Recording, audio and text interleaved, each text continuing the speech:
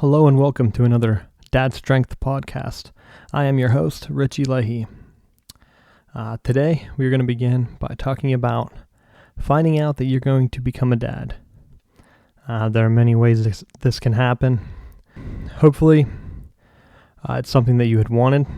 You find out that the pregnancy test comes back positive, and you're on your way into fatherhood. Some of the first things that you need to do is to start to begin to plan on your house setting. You need an environment that is going to facilitate the growth of your child. You're going to have an infant at your house for the first few months. They're going to need to be around the parents, around you and the mother, as close as possible. You want this because there are going to be times where the baby's sleeping. It's going to wake up needing fed multiple times throughout the night. Some parents handle this by putting their child in the bedroom with them. I know a few that actually had their child sleep with them in a little bassinet that's made for a parent's bedroom. We had a bassinet set up beside our bed when our daughter was born. That way, it was on the mother's side so that whenever she would wake up crying, I did not hear her. I never woke up.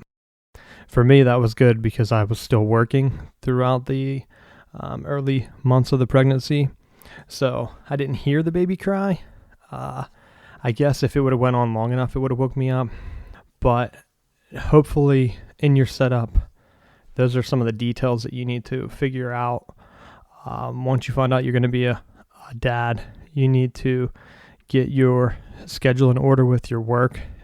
If you are a working dad, try to schedule your vacation around the birth. Now, most of the time they will give you a due date. That date is not really accurate unless you are going in for scheduled C-section. So you'll have to you want to give your employer a heads up, because they usually will be flexible with the date. You don't want to have to make adjustments in your own schedule. So normally what you can do is schedule around. So say, hey, you might not, if it's scheduled, you might want to take a day beforehand. I didn't do that. I took all my days afterwards. We had the due date. We had to, because of gestational diabetes, we actually had a late date scheduled. So like the pregnancy wouldn't go past that date, which made it a lot easier because I was able to say, hey, tell my employer that if we go into pregnancy early, these are how many weeks I'm going to take, how many days I had. Check to make sure, or check to see if you're unaware, if you have Family Medical Leave Act time, because that gave me some time where I was able to use personal sick days, give me some extra time out of work to take care of the infant child at the house. So that's actually pretty good time because you're not actually working. You don't want to have to, even if another thing that you can check into is with your boss is to see if you can work at home. If you can work at home, it's also a help. You'll have to kind of work periodically throughout the day. The best time to do that is whenever the baby is sleeping. And the sleep schedule, the good thing is when they're first born, they sleep a lot. So you will have time to get work done. You don't have to think that, hey, well, the baby's going to be crying all the time. Yeah, that's true. But if you have it planned out and you don't mind sleeping at periodic times throughout the day, then you can make it work and you can get a lot of work done and be very productive while you have an infant child in the house. Now, once you have your schedule figured out, that's the most important thing. Try to get your schedule in place. But once you have your schedule figured out, back to the bedroom, you want to have an environment that's going to be quiet. Some people use white noise machines, and that's up to you. We did not use one. Some people say that it helps the child. My theory was to keep the house as loud as possible. Our daughter was born in the fall, September 19th, and luckily that's football season. I'm a big football fan. So I kept the TV up loud throughout the day, cheering, walking around, making noise, and not doing anything quiet, contrary to what a lot of people believe. Because my theory was that if the house is loud and the baby can sleep through that, then she'll be able to sleep through our normal routine, and I won't have to change anything work-wise or even environment-wise to let her do her own thing. So we did that at the hospital too, because you have some flexible time there depending on your hospital. Some hospitals usually we had a couple days after the birth to hang out at the hospital, and that's another thing you need to find out with your schedule.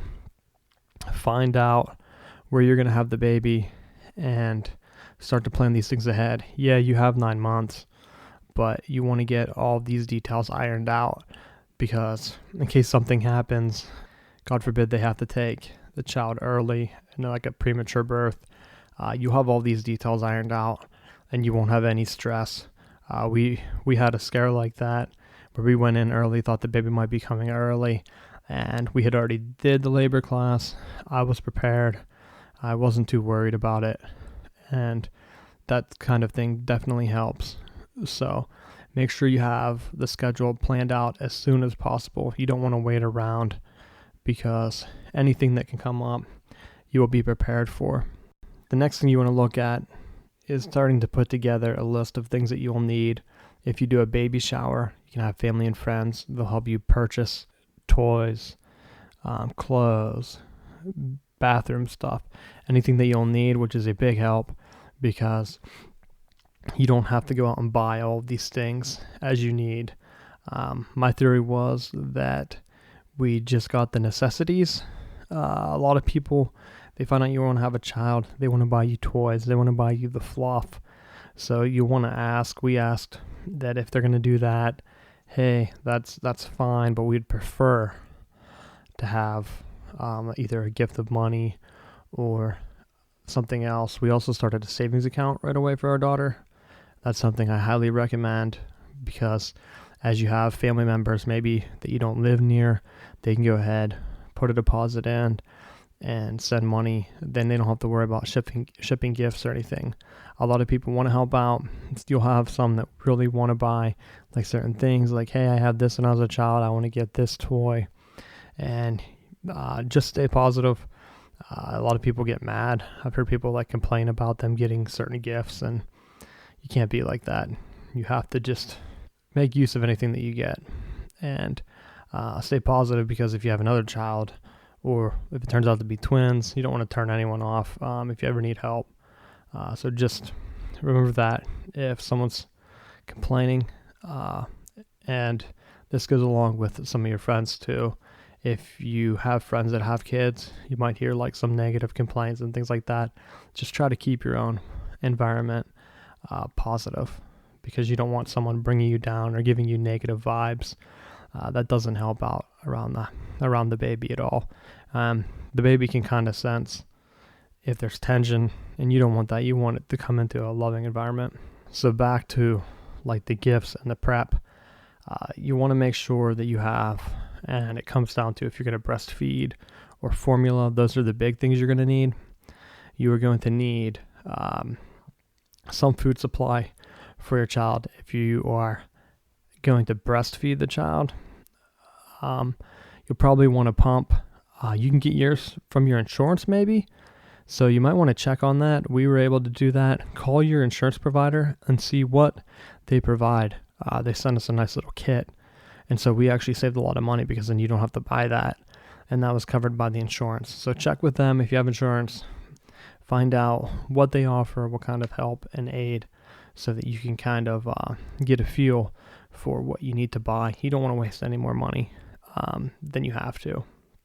So check in on that. We were able to take care of that. If you're going the formula route, make sure you have enough.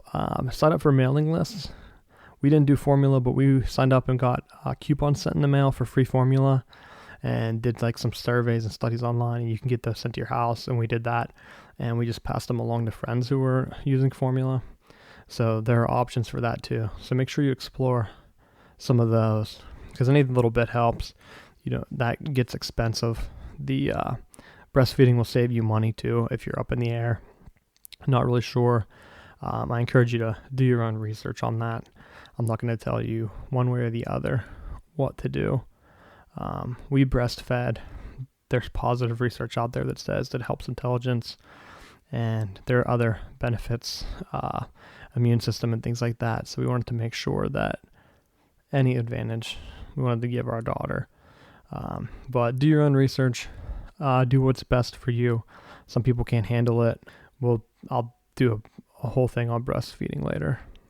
If your partner tries to breastfeed and isn't capable of doing that, just make sure you're encouraging, because you want to keep a positive environment around the house and not have anything that can bring her down, because you want to be supportive. Because if you support her through this ordeal, she'll remember that, and she'll be able to be supportive to you whenever you go back to work, or even vice versa. If she's going back to work and you're staying home with the child, you'll want that support returned whenever you're in primary care and if you need help or something happens. You have been listening to Dad Strength with Richie Leahy.